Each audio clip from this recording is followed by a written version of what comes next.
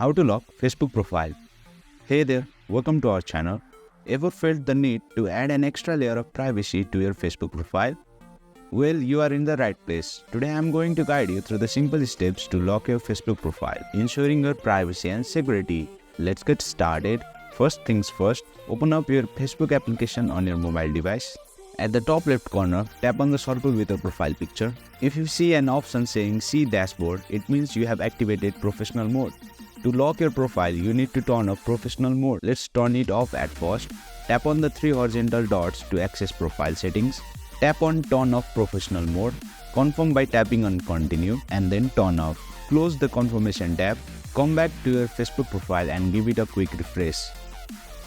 Again tap on three horizontal dots to access profile settings.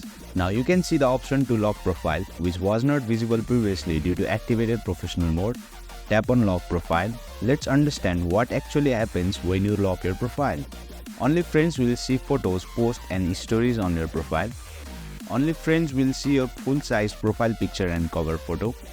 People can still search for you and send you friend requests, but they won't be able to explore your profile, which ensures your privacy and security on Facebook.